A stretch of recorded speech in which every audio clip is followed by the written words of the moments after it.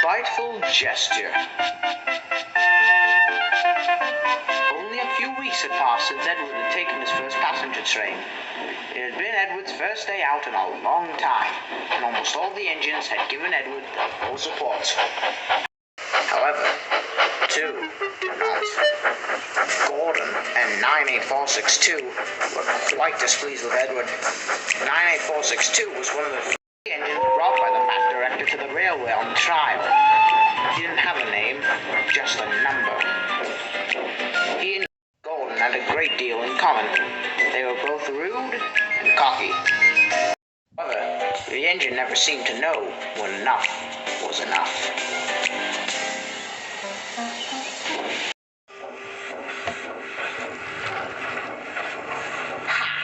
You finally managed to make it out of the station, cackled 98462 as he backed down into the sheds.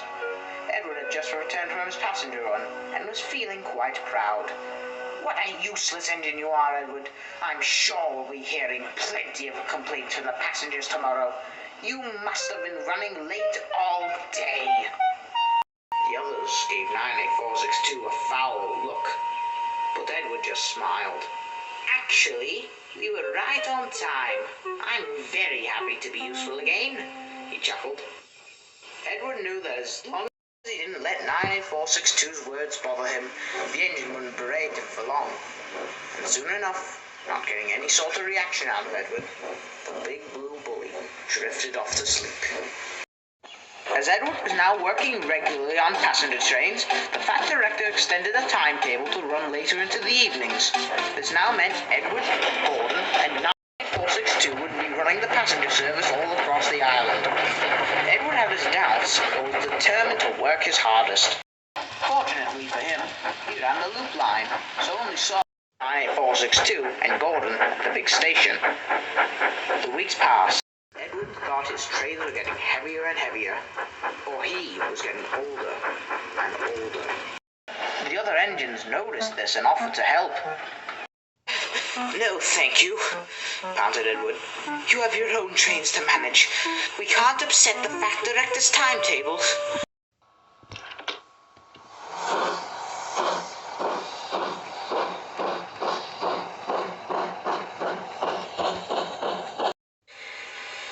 Little did Edward know, 98462 heard everything and made a plan.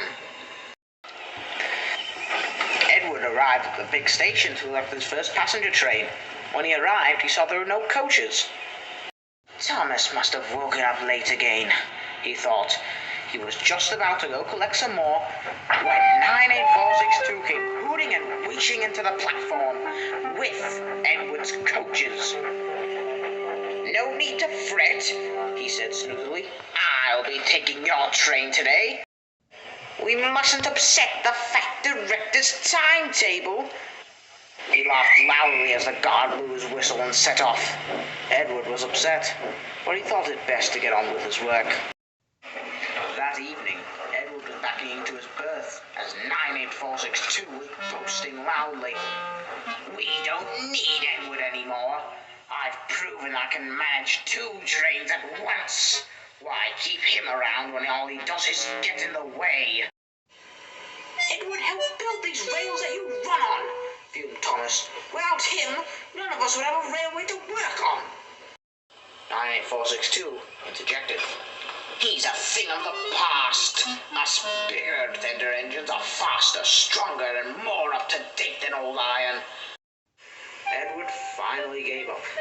He decided to take a stand against 98462. The next morning, he woke up earlier than usual to collect his coaches and to make it to the platform before 98462. The yard was silent, and Edward felt sure that he had beaten him. And just what do you think you're doing? Fussed 98462. Edward tried to sound brave. Collecting my coaches for my passenger train. I don't think so, 98462 growled. You are nothing but slow and old. You are going to sit in the shed and wait to be sent away, or even better, scrapped. Before Edward could say another word, 98462 backed onto his line and coupled up to his coaches. Edward's heart sank. But not for long. "And just what do you think you're doing?" bellowed a familiar voice. It was the fat director, collecting my train, sir, 98462 replied, trying to act as innocent as he could. "From what I've just seen, that is not the case at all. I've had passenger complaints saying they were taken to the wrong stations. And fellow workers complaining about your treatment to others." 98462's face turned as white as a ghost.